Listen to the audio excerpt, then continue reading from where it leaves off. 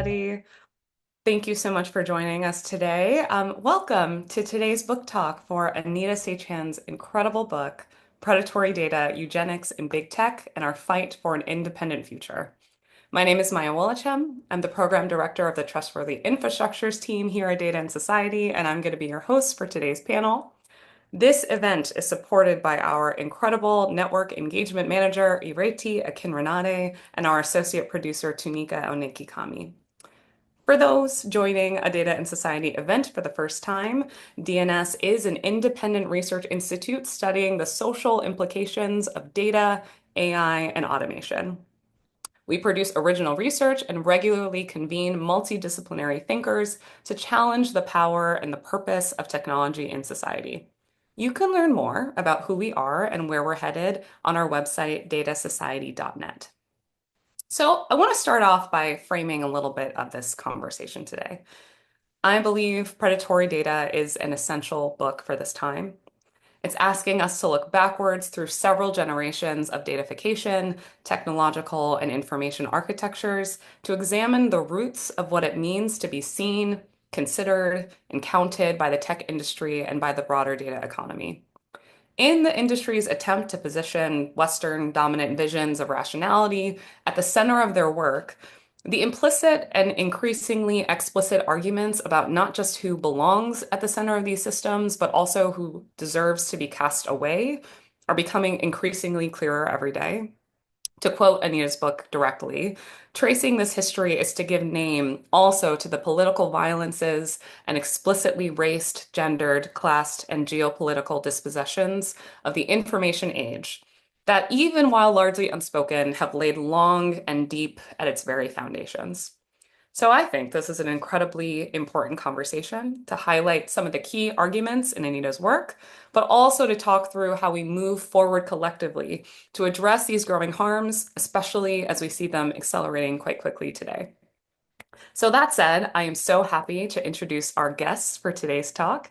Of course, we have Anita Say Chan, the author of Predatory Data and a Data and Society affiliate. She's a scholar and educator dedicated to feminist and decolonial approaches to technology. She's an associate professor of information sciences and media and founder of the Community Data Clinic at the University of Illinois at Urbana-Champaign. We're also pleased to welcome Dr. Timnit Gebru, the founder and executive director of the Distributed AI Research Institute, or DARE. She also co-founded Black in AI, a nonprofit that works to increase the presence, inclusion, visibility, and health of Black people in the field of AI, and is on the board of Addis Coder, a nonprofit dedicated to teaching algorithms and computer programming to Ethiopian and Jamaican high school students. Also so pleased to welcome Émile P. Torres, who is a philosopher and historian whose work focuses on existential threats to civilization and humanity. They have published on a wide range of topics, including machine superintelligence, emerging technologies, and religious eschatology, as well as the history and ethics of human extinction. Thank you all so much for joining. I feel really honored to be on this panel with you all today. I want to start by giving Anita a little bit of the floor. Anita, you wrote a really incredible body of work, and it's incredibly prescient for this time, but I'm curious about what inspired you to write this book. Why is it important? Why now? Thank you, Maya. And thank you for that lovely introduction. I'm so honored to be in conversation with you all today.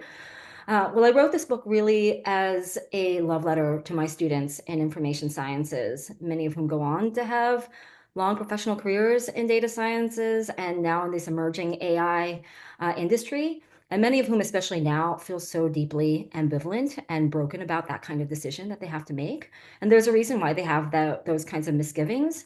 The way that data-driven systems stratify human life, reify racial and class-based hierarchies, and operate on logics of continual assessment to evaluate populations in ways that punish minoritized populations has a long history that's over a century old. My students in data sciences are just generally not taught that history. So the methods in correlation, prediction, and statistical regression that they're all instead asked to learn were established by eugenic researchers, people like Francis Galton and Charles Davenport and Henry Goddard and Madison Grant, among so many others that the book sort of reviews. And it was these eugenic researchers who generations ago seeded what I argue was the world's likely first cross-continental movement to datify populations and to monitor unfitness, with their goal being from the very get-go that they literally wanted to remake democratic societies into ones that embraced natural hierarchy and social stratification. So really that the survival and interest of white Western techno elites of their day could be prioritized. And like what I call now in the book, contemporary techno-eugenicists, 19th century eugenicists profited enormously, both politically and financially, from spreading eugenic disinformation. So the book is a reminder of how far eugenicists got with popularizing their movement, especially in the US. And because of their manipulation of data to demonstrate the supposed futility of supporting the unfit through things like public education and social welfare, US eugenicists were able to get things like sterilization laws for the so-called mentally, physically, and morally unfit passed in over 30 states in the US. They were able to pass the world's first immigrant exclusion laws with the Chinese Exclusion Act of 1875 and then 1883, to install the first laws requiring the photographic monitoring of immigrants that we saw again any place in the world. And they were able to remake two US immigration policies by 1917 so that what they were called Nordic populations, literally what were referred to as Nordic populations, were prioritized for immigration. And so that even people who were tagged as political dissenters, who were argued to essentially be contaminants of mental unfitness, were excluded. And so now when we see MAGAites working in literal alliance with Silicon Valley today, we're watching a new wave of popularizing eugenics reemerge.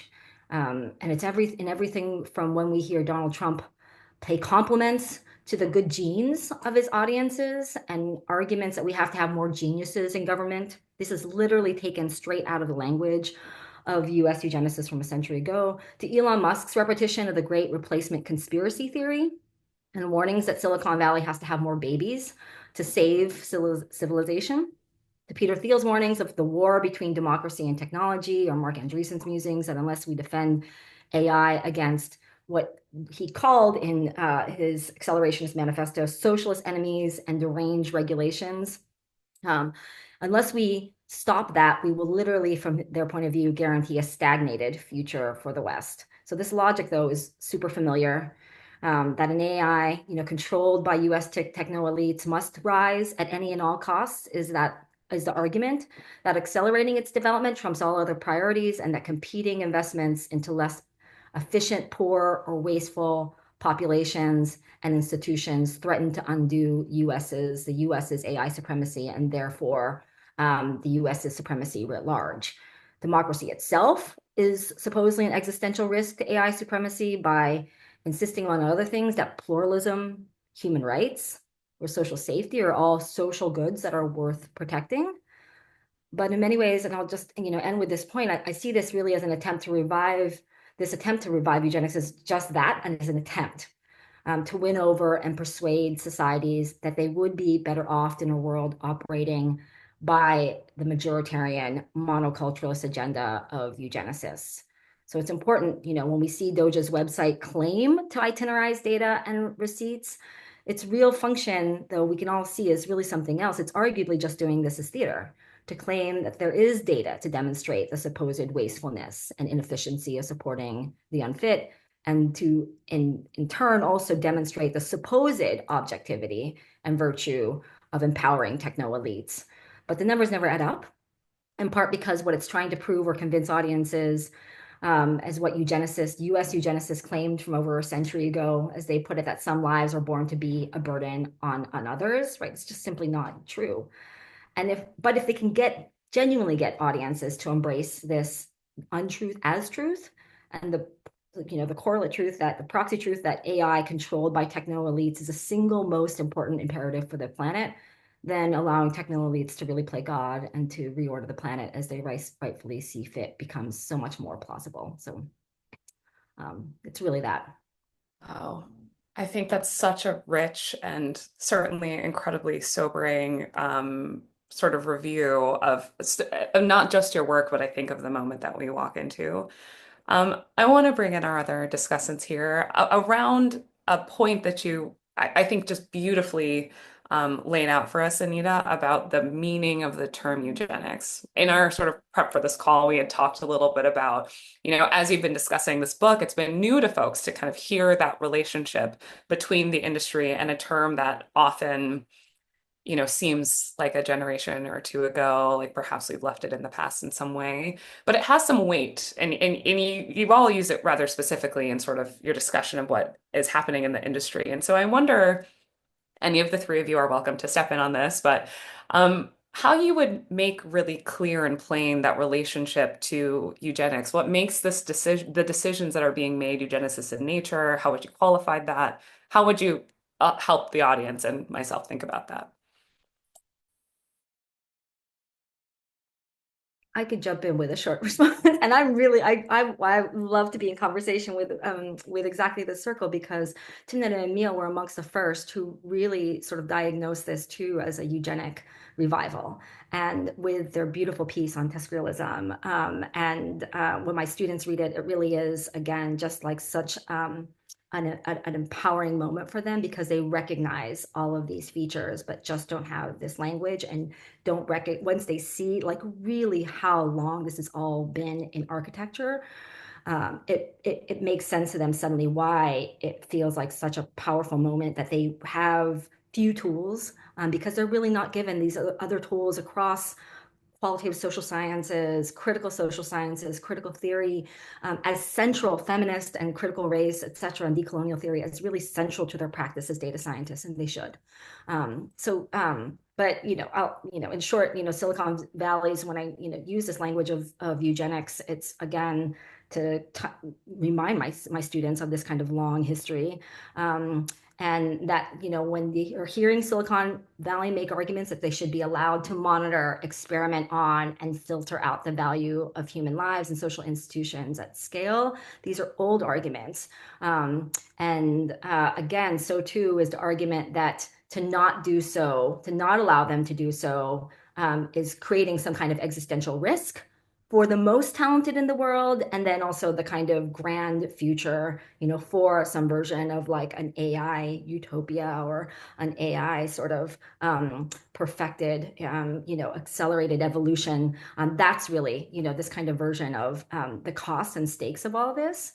But AI's growth is literally built on the backs of so many other creative laborers, from unknown content producers, musicians, and visual artists, and many of our friends, and who've all critiqued the way their likenesses have been unconsentfully been used by AI models, but also it includes also large copyright holders from the New York Times to Stephen King, who are recognizing again how much their labor has been extracted and just sort of consentfully profited from. And I argue in the book then what we're really seeing in AI is a production of a kind of monoculturalist world that relies on the spread of and acquiescence to probable majoritarian values and the active empowerment of dominant classes for AI's growth. And I argue that biasing for these probable world outcomes is what allows AI's prediction systems to actively amplify majoritarian worldviews into the future, so that it's no wonder that we now see the overblown existential anxieties of majoritarian populations and far-right nationalists all across the globe, not just here in the US, literally all across the globe, seem to go overnight from fringe to front page, just in a heartbeat. Yeah, I think it's worth just underlining some points that Anita was making. This idea of eugenics, its provenance goes back to ancient Greece, at least. Ancient Roman law, Plato and Aristotle advocated for versions of eugenics. This is an idea that won't die. And there were two French scholars who use this very useful phrase, which is the eternal return of eugenics. And if a lot of people, as was alluded to earlier, I mean, tend to associate this idea of eugenics with the atrocities committed in Nazi Germany, where the Nazis forced sterilized, I think it was 400,000 people. But the template for their eugenics program was the eugenics program that was implemented during the Progressive Era, 1909, in California. And in fact, when Californian eugenicists found out that their program was the template for what the Nazis were doing, they were elated. Like they were very proud of that fact. But there is continuity across the 20th century with respect to eugenics. I mean, there were a whole bunch of countries that implemented eugenics programs for the first time after after Nazi Germany withdrew. So these are areas that were occupied by Nazi Germany, and then post World War II, they implemented their programs. Japan did this as well. I think it was 1948 or 1949.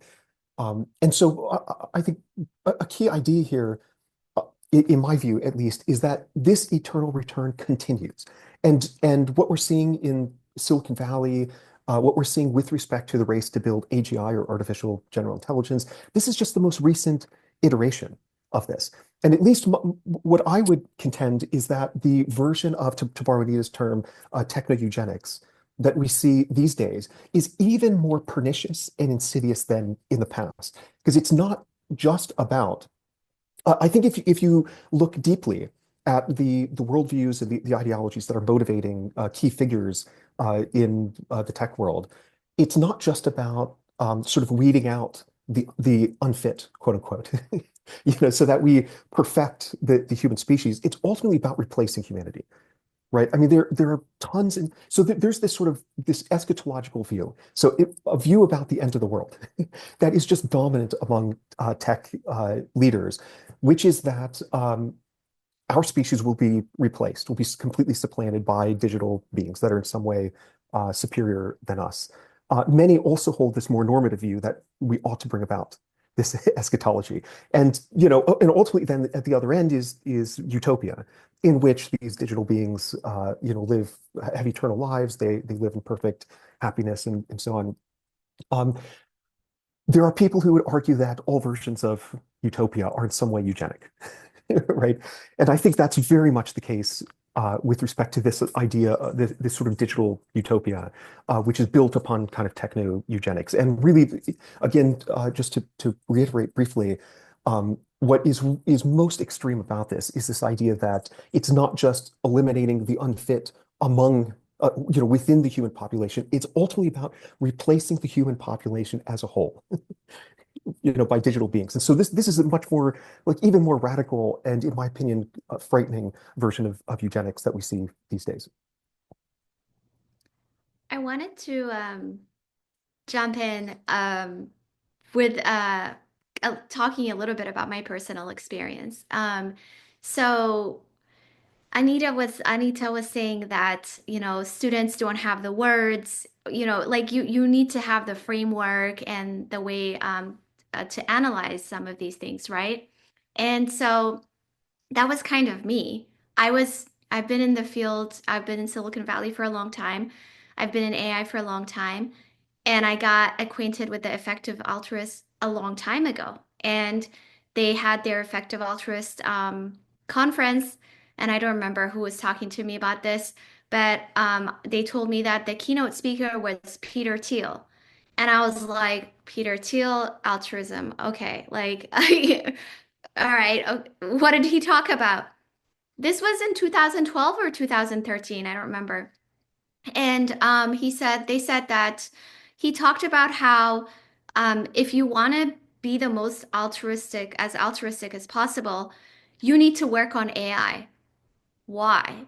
Because even if there is a 0.0000001 per, like whatever percent chance of AI being superhuman, like posing an existential risk to humanity, that could happen a very, very, very long time from now.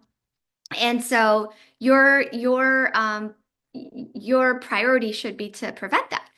I was like, this is so ridiculous. I can't even, and so I just kind of put it in a box. Like I didn't deal with it. So I just kept on going. And this idea kept on just taking over the entire field. And in 2016, I was at NeurIPS, which is the largest machine learning academic conference.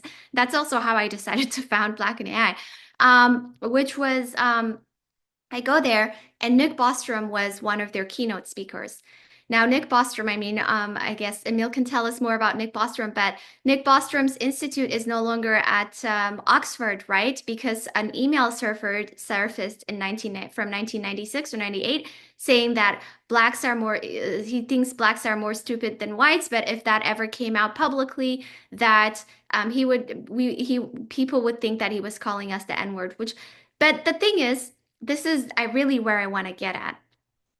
I didn't have those words, but I knew these people thought people like me were inferior. And I knew they were talking about it in a scholarly way. And every time I tried to call it out, to this day, I get so attacked. And that's what it really upsets me. It's not the MAGA people that I'm talking about. I'm talking about the liberals who attack all of us for calling it out what it is. Just the other day, I was talking about Gary Marcus, who is a tech critic. He was asking me to debate Steven Pinker, who's his advisor. So there's this term, the eternal return of eugenics, right? That Emile just mentioned. We also cite Angela Saini, the return of race science, and how they legitimize themselves through the academy. And what happens is it is so normalized. Anytime we say something, we are so attacked as unreasonable people. But I know so having this framework was very helpful because I kept on wanting to say something and I knew that so the scholarly ways in which these people have been saying things is like, for example, they say dysgenic pressures. Dysgenic is literally the opposite of eugenic, and they write this in their scholarly articles. Dysgenic pressures means more stupid people, more undesirable people reproducing. You know who platforms these people? TED conferences.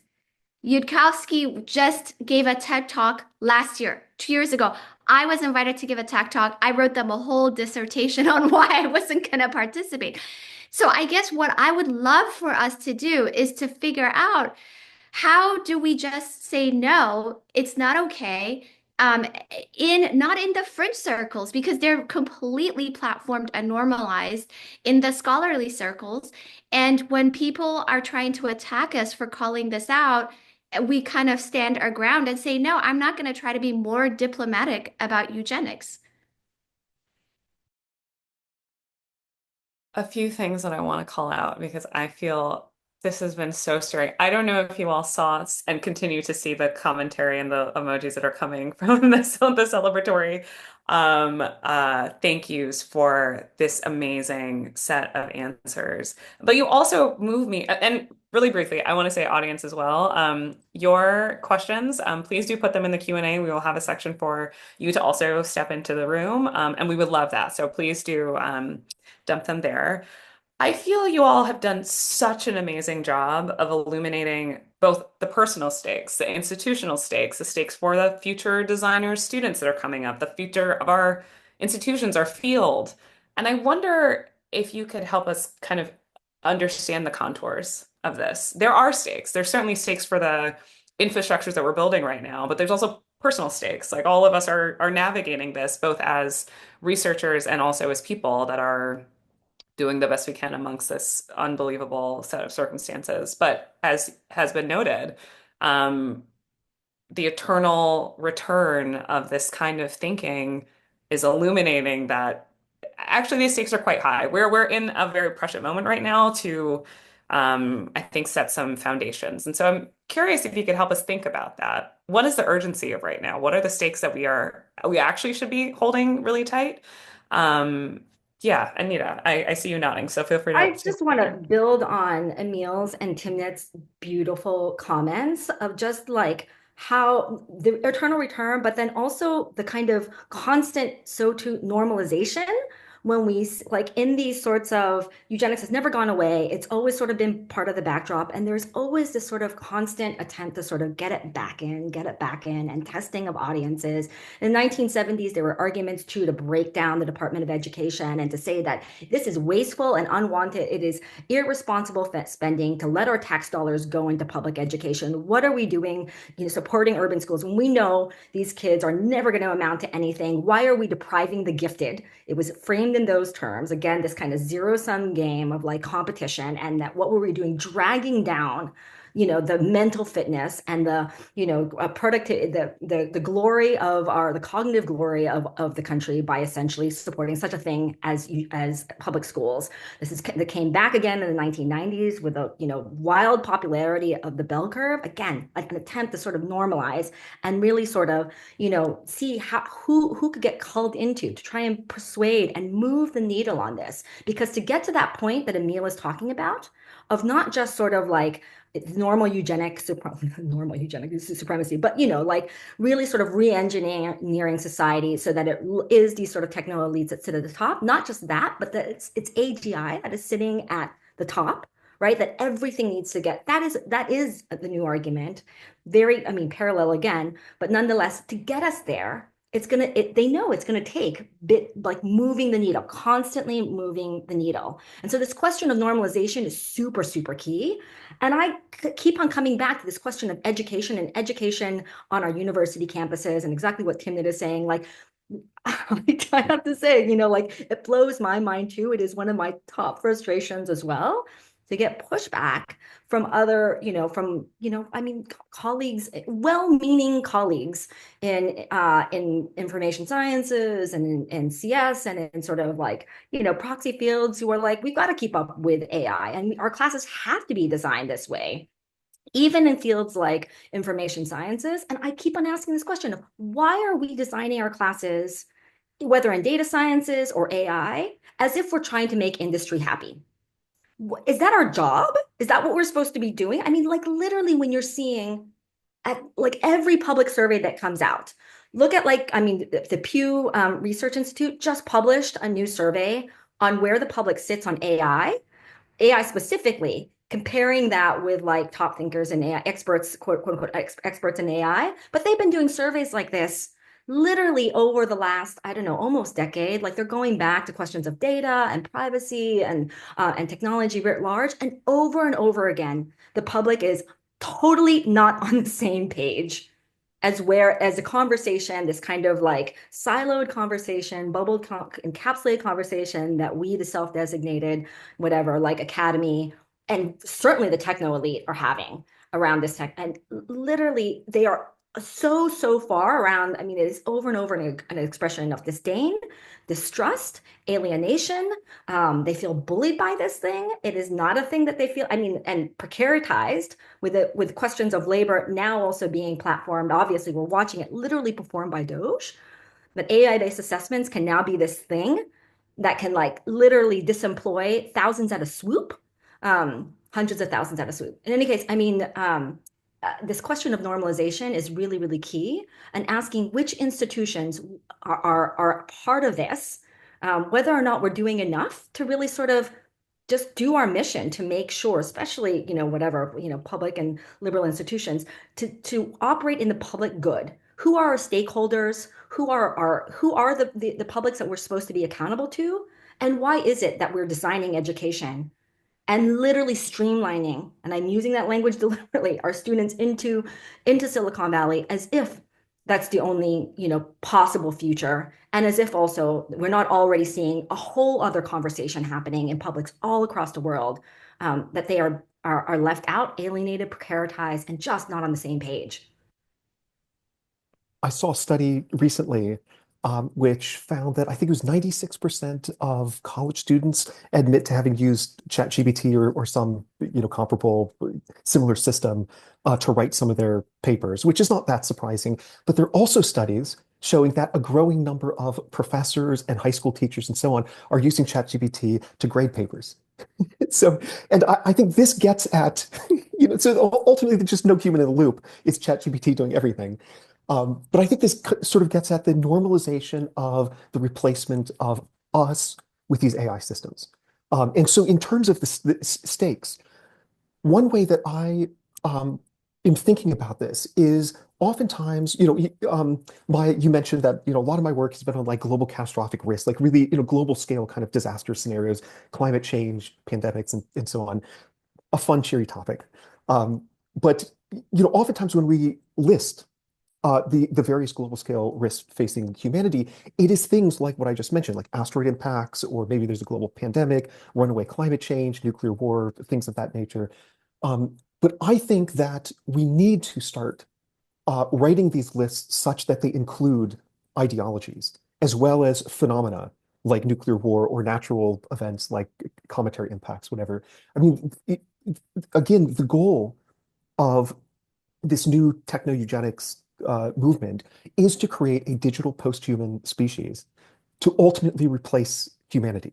That is the goal. It's just like there was an article published, an interview just 2 days ago in Vox. Not a huge fan of Vox, but they interviewed Jaron Lanier, a computer scientist, and they asked him about views of human extinction within Silicon Valley. And he explicitly says in two detailed paragraphs that more and more people, like he's sitting down with people, young people, who are saying, like, I'm not having biological kids because, if I have biological kids, then there's this mind virus which infects me and makes me attached to my biological kids. And that may impede my ability to catalyze this transition to a new digital world in which AIs run everything. These digital post-humans rule the world. What is going to happen to our species? Well, when that actually happens, many, many individuals, from Larry Page to Richard Sutton, another computer scientist, say we ought to bow out. We ought to pass the existential baton onto the AI systems and bring about our extinction. There are many others who don't explicitly endorse that view, but nonetheless don't answer the question, well, what's to become of us when we're disempowered and marginalized? And, so if one is on, as Douglas Rushkoff would say, team human, then I think the stakes of techno-eugenics could not be greater, because I think we are facing an existential threat from techno-eugenics that is higher probability, like greater risk than an asteroid slamming to Earth. So insofar as you care about like an asteroid slamming to Earth and wiping out humanity, you should care even more about this techno-eugenics movement because of how much power, influence, and so on that these individuals have, and given their like just deeply pro-extinctionist worldview. I mentioned eschatology earlier. Their pro-extinctionist kind of eschatological vision of the future. So that's how I see the stakes when it comes to techno-eugenics.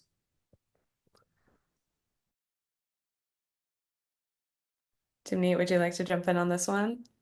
Um, I was just hanging out in the chat over here where people were making some and we were talking about narratives. I mean the stakes to me the stakes are that I don't even know where to start. I it's just so incredible that the actual end goals are to really have humans being extinct. But maybe let me talk about what's happening on the way to that end goal, right? It's that it's okay to break a few eggs. You need to break a few eggs to make an omelet kind of thing. So you can justify everything with that ideal. You can say it's okay that we're polluting the entire environment. It's okay that we're overtaking the airline industry. It's okay that people don't have water. It's okay that we're building all these data centers because we're going to get to the utopia later on. And then it's okay to exploit labor and all of that. That's one part. The other side of it is that um, if you have convinced people that you're creating this super intelligent thing, um, that is so powerful. Oh my God, it's so powerful. I'm afraid of my creation, and that's so powerful. I don't even know how powerful it is, you know? And the conversation has now gone to what is this super intelligent thingy gonna do, rather than what are all of these people amassing power and exploiting the environment, stealing data, doing. That's the other stakes. It's like all of the conversation shifts to ascribing agency onto an artifact that all of these people are building, rather than what they're actually doing. And the conversation has been completely captured. I mean, I was just thinking the other day. I mean, I think it's like the consultant class is making so much money. It's like Malcolm Harris's book too with Palo Alto, talking also about the history of eugenics and the gold rush, and who made money is like all the people around, not the people looking for gold, but the people around that people looking for gold. So it's a similar situation right now.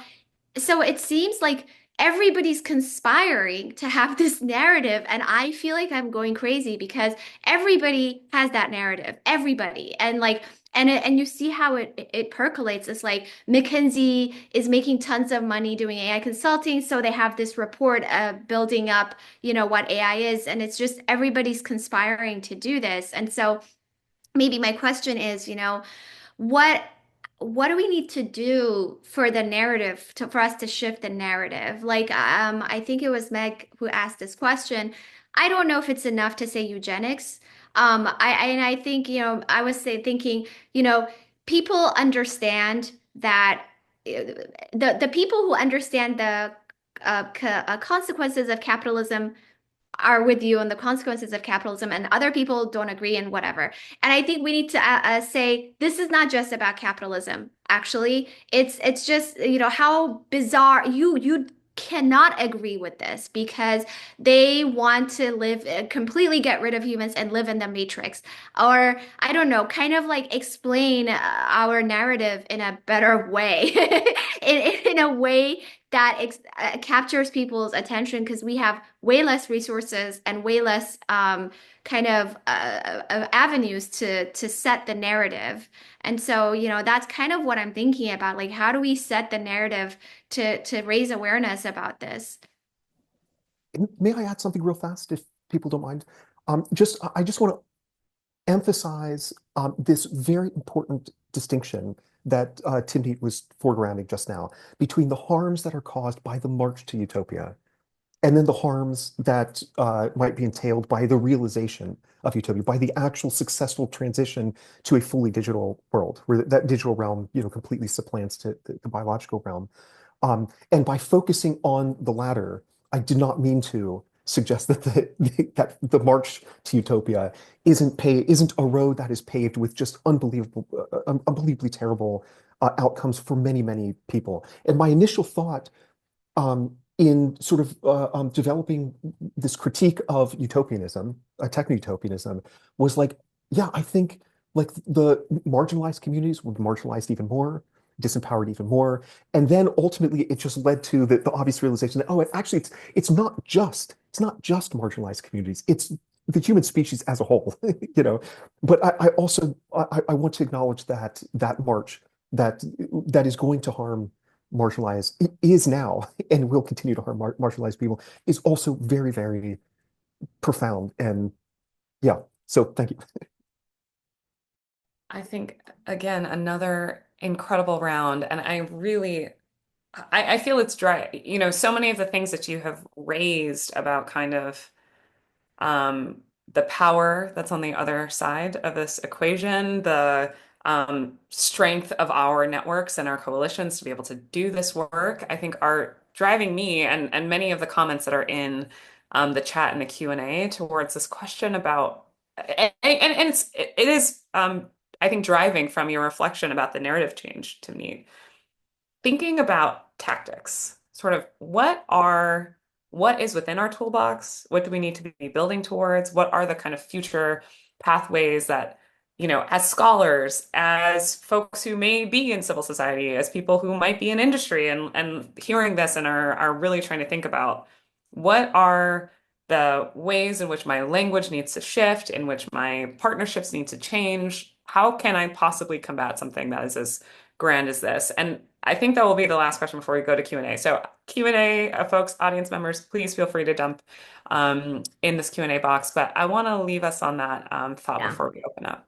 I want to jump in with like just a response also to Timnit's question, and then to Émile also, because it's a beautiful question on the on narrative. Like, how do we actually push back on this and also diagnose this as like narrative making and literally a kind of like monocultural like attempt to sort of suck up all the conversation in the room, such that this becomes sort of like the new given default. Like, this is just a reality that is, but that kind of collapse of imagination and also collapse of into monoculturalism is part of the project. It is supposedly, a means to sort of say there's never been any kind of response to anything else. There's no such thing as data pluralism, and that's just not right. I mean, so, one response I have is like, teach data pluralism, know history, embrace versions of data pluralism, like through like the kinds of solidarities that you build, but also through your own practices. If you're a researcher, scholar, just don't believe the hype and recognize that your methods matter too.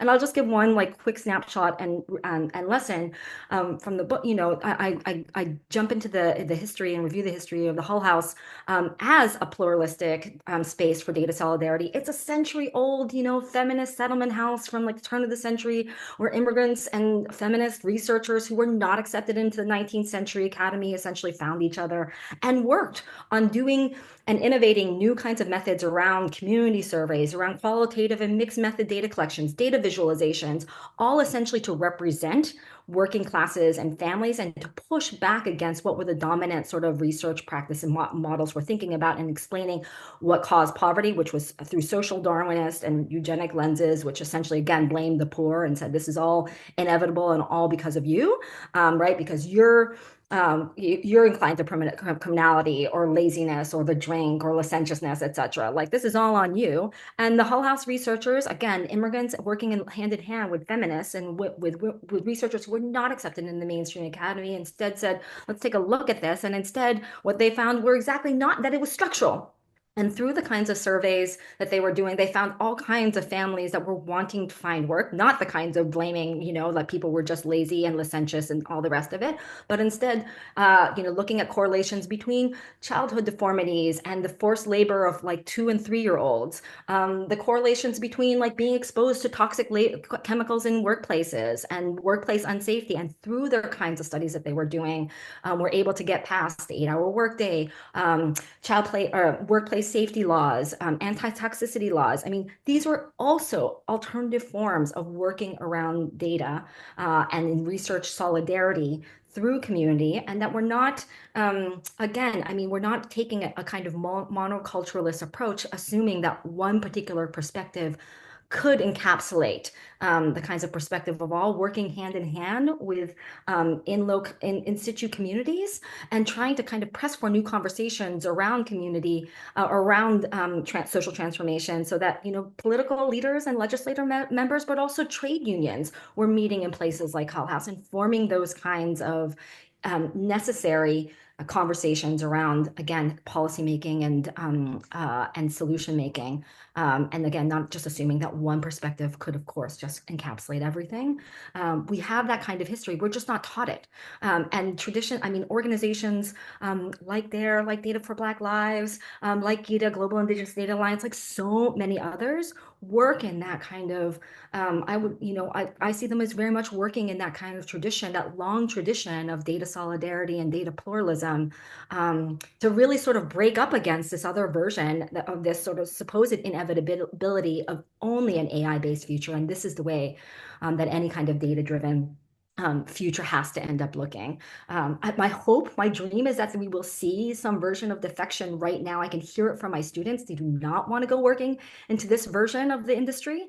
And my hope is that there's some, if not now, very soon, we'll start to see a defection of people from the industry saying, this is not where I want to put my creative power, my wealth, etc. And if they have that kind of creative power and wealth and time to invest in others' places and projects, especially around this issue of how do we create and form and foment other forms of solidarity, not actually so much create them because they already exist. How do we support and help them grow?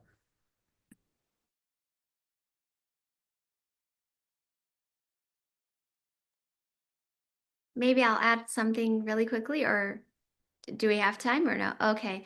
Yeah, so I was gonna say that I think we're not very good at setting our vision. So I was thinking, for example, when we say like cars are bad, people are just thinking about they're losing their cars. So, it's like you have X, you think ChatGPT is cool, but I'm just telling you it's bad. So it's like always about taking away something that has happened because they're very good at like proliferating things so widely. By the time we're talking, it's like, oh, this is bad. Take things away. So when has that helped worked? It's like, okay, asbestos, like, well, it's gonna kill you. Yeah, or another way could be, you know what does can I paint a picture? Can someone paint a picture for me what the world looks like if we didn't have cars? Like, actually, you wouldn't be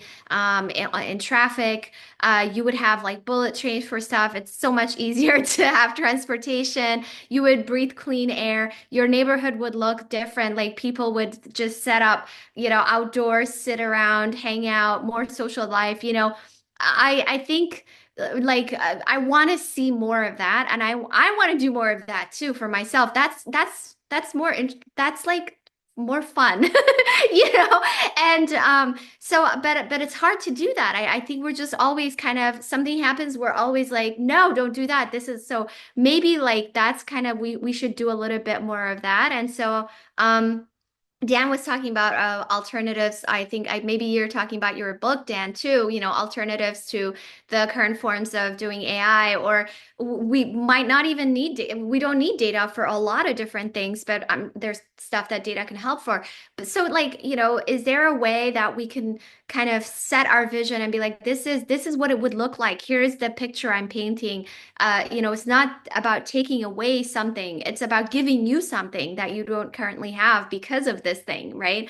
So maybe, like, we should experiment with that kind of narrative setting too, because these utopian people, I mean, these TESCREAL people, that's what they do. They're very good at talking in utopian terms, and their utopia is very scary for some of us, but like that's always what they get to do, and they get to have tons of money to experiment with their vision, and they just go for it, and like they just implement it. And so then when you're talking about taking that away, you're seen as someone who's taking away something that people already have, that people already use for something, or that people already like. If I may add something very quickly, just that I completely agree. On the left, there is no vision of the future that is comparable in terms of how inspiring, vivid, and so on that it is than what you find as what you find on the right. And so I think, to me, I love this idea of, like, imagine a city with no cars. Just imagine, like, walking to your house. Well, you have to walk through like a park. Maybe they're like, wildflowers and sunflowers, whatever, that are, and herbs. And I actually lived in a community sort of like this, that in North Carolina, where aromatherapy was not something you could avoid getting to your house. So it was lovely. So yeah, I think, right now, many people on the left, I think, realize this. That is partly why the whole abundance agenda that is being promoted by people like Ezra Klein has gotten, I think, a lot of attention. Um, Lots of colleagues of mine really don't like the abundance agenda because it's just kind of neoliberalism repackaged. And yeah, the people behind it are actually funded by a lot of the TESCREAL organizations like Open Philanthropy and so on. So there's this weird connection with the far right. You even see like the co-author of the book on abundance that he wrote with Klein, on the podcast of Richard Hanania, for example, who is just like a very far right, basically white nationalist. So I feel like there is space for someone else to come in and present an idea that is genuinely interesting, original, but inclusive and democratic as well. So that's all I wanted to add. This is on my academic to-do list. It's like, if I get the funding, I just want to spend a year just, a colleague of mine named Monica Bielskita has this great line, which is, when you're designing for the future, you cannot design for, you have to design with. And it's a simple idea, but I find it to be fairly profound. Like, even if you're well-intentioned and you care about inclusivity and democracy and so on, it's not enough to just do it by yourself, or, like, if you look like me, like a group of white people, who are saying, oh yeah, yeah, we care about, other groups. And no, you have to include everybody. And so that is sort of that is a heuristic that I hope to implement in future research of mine. I love this direction in which we're going, this kind of more like a deep imagination about what is possible if we all, and not in a I think in a very rigorous way. I see so many of our questions and comments kind of implying this sort of question, like, what are the tactics? Where does our imagination need to go? And I feel like you all did such an amazing job kind of allowing us to kind of step into whatever role that we may inhabit. For those of you in the academy, I'm sure that you heard some things that certainly we could take into our practice with our students, with our scholarship. I think it's so essential. Thank you all so much for this. I'm going to use some moderator's privilege very briefly, just to note that we have 19 questions in this Q&A box. So audience members, please, there is a voting function in this box. I'm going to ask that you please use it. So I think we have room for maybe 2 questions left. So I'm going to pick maybe the 2 highest that we haven't yet gotten to. And I think there are some that we've sort of implied, Anna and Livia, I see you both have sort of made it into the conversation a little bit. I'm going to pull one from a little bit earlier that's thinking about the distinction between class, race, caste, and potentially other organizing frameworks that have been used to divide, organize us, particularly through the lens of technology.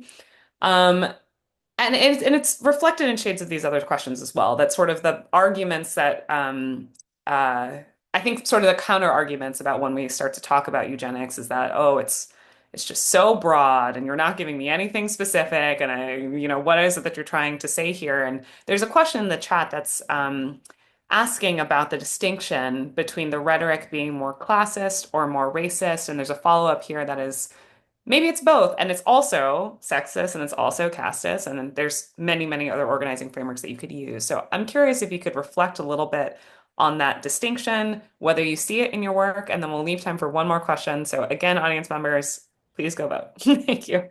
I'll just jump in with a quick response, and in part the kind of turn to and recognition of eugenics as like an organizing strategy is also to underscore the need for a different kind of organizing strategy too amongst us that requires a new way of building solidarity across these sorts of different lines of difference, and to not allow ourselves to be siloed into the things that what Latin American feminists, Maria Lugones is the person that I cite for this kind of diagnostic on intellectual apartheid, allowing ourselves to sort of be segmented into, well, that group takes on that issue and that group takes on this issue. When you look at eugenicist agenda and the kind of, from the get-go, that it was really about weeding out a kind of version of, and recognizing and diagnosing a version of mental, moral, and physical unfitness. That crossed everything.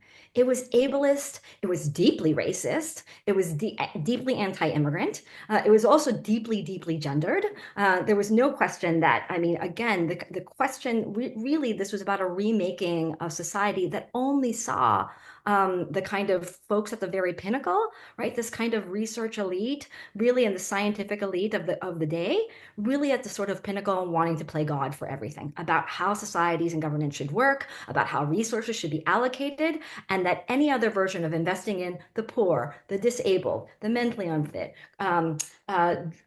drunkards, and people who were prone to prostitution. All of it, the sick, all of it was a waste of money.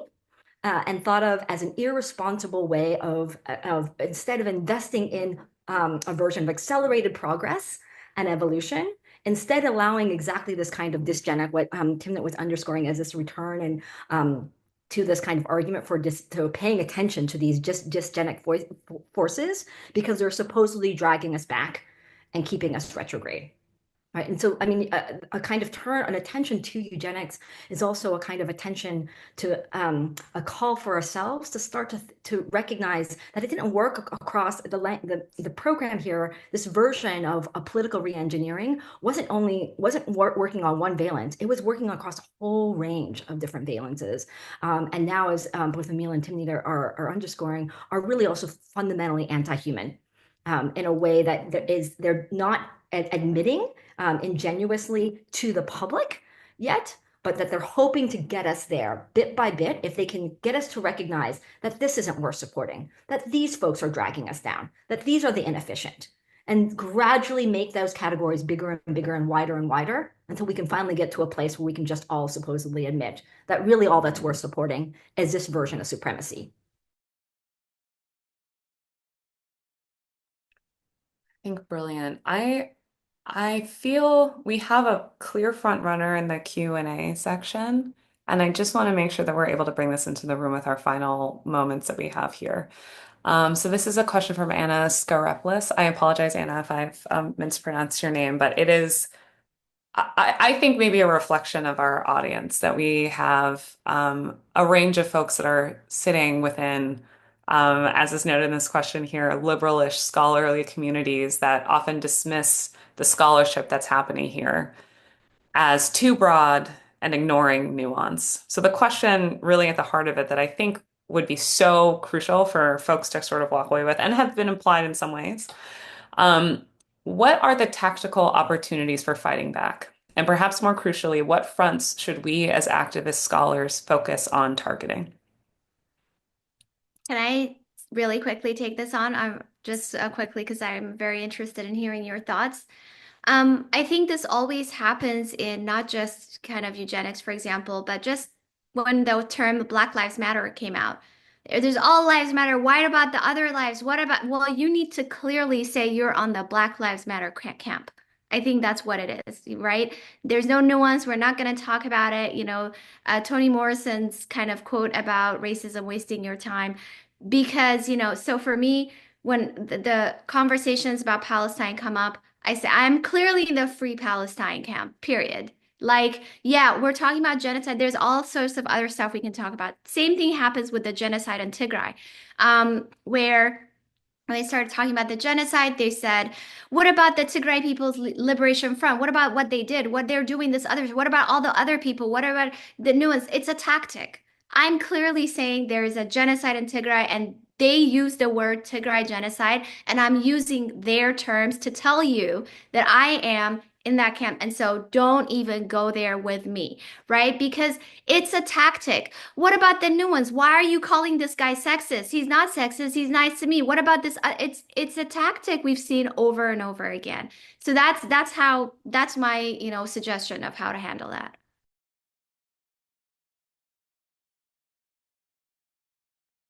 So if I may ask, Timmy, so what are the practical implications for that exactly? Like when So we're talking about techno-eugenics and so on. yeah. So, for example, when Anna was saying, that people are like, oh, I know all of the arguments they've used. You're accusing people of this thing by association. You're accusing, you're too broad with how you're terming eugenics because literally what it means is that they don't like to be bucketed in that circle. A lot of these people were in these circles, actually. A lot of the people you respect or, tech, whatever, tech critics and all of that they were in these summits, singularity summits. They were gallivanting with these people. They like Nick Bostrom. They, cited his book. He is advisor to them, their students, whatever. So the thing is that means what is the implication for them? They want to see a KKK flag before whatever, before we can actually say that guy is a eugenicist. And so, and we have less time and resources. And so, we don't, why would I put myself, like I get attacked all the time. Why would I go in a random direction to call random people eugenicists? So I think the more people then say, hey, this is where I am, this is the camp, the less the less kind of credence that those other criticisms have. Otherwise, it's a sea lioning thing. You talk about this nuance, and there's this other fringe nuance, and then this other fringe, and so you're just gonna go on that rabbit hole. So that's kind of what I think. On the other hand, I actually think so. That's one, but I actually think even writing out like very clearly, like all of you have done. You gave me someone like me who was not a historian or anything. I'm in the tech world and seeing this weird eugenicsy vibe, but I don't know how to explain it, what words to put. You gave me that framework, and that was really important for me to be able to connect. I see something in my silo and I can connect to what you're seeing. I can connect to what all of you are seeing. So we all were able to sort of piece things together collectively. And that has been very helpful for me. And so I think that is important. That type of scholarship, articulating things, citing carefully, doing those things is important. But there will always be people who dismiss that too. And I think you can only argue with them to a certain point, because it's always going to be an extra thing that they'll ask you to do. If I can jump into, I mean, just to say, like thumbs up, like reset the conversation, reset the narrative, like stop like paying attention to the same old voices and same old whatever, like as if they're supposed to be the ones who are at the vanguard of like having of what the conversation is, not just on AI, but on data and and technology writ large. We should be winning on this conversation around technology. Like that is those of us who are on the kind of progressive change side of things. When you look at over and over again, the stats, and I'll just underscore, like, you know, people are having in the wider publics are having a very, very different conversation around tech. And you recognize like average stats, like 50% of Americans don't have $500 saved in the bank. They don't have $500 like that. And no wonder people are feeling so deeply alienated, not just by like a tech economy that pretends that a $1,500 cell phone is a very normal thing, but then also is accelerating all these wild new technologies that they feel disempowered from day one at. Just to say, I mean, we have the sort of tools and methodologies to be having different conversations around these things, being brave and like stepping out of our comfort zone by forming the kinds of alliances. I mean, like we literally have examples in this room with Timnit and Émile, you know, like building other kinds of solidarities on our own campus, and whether it's or research environments, whether it's campuses or research environments. Again, I mean, there are things that all of us can be doing on sort of very micro levels, but also obliging some version of resetting this conversation so that we have a better temperature set on like, what is the conversation the public wants to have around technology? Again, when it's a public that we're 50%, just in the US, we're at least in the US, right, alone, 50% of the public does not have that kind of $500 even saved in the bank. That's just crazy that we're allowing it, you know, such a whirlwind conversation on technology to be set by billionaires who have like no identification with, yeah, well, I'll just say that. I am, wow. I just feel this was an exceptional, exceptional way to spend the past hour. I feel incredibly moved. I feel inspired. I feel ready. Thank you three so much. And thank you to our incredible audience members for your amazing questions, your engagement today. I hope you all are seeing all the hearts rising above your photos right now. It has been an incredible, incredible time. One quick reminder to please take and go grab a copy of Anita's incredible, incredible book, Predatory Data. It could not be more prescient for this particular time. Thank you all so much. And we'll catch you the next round. Thank you again.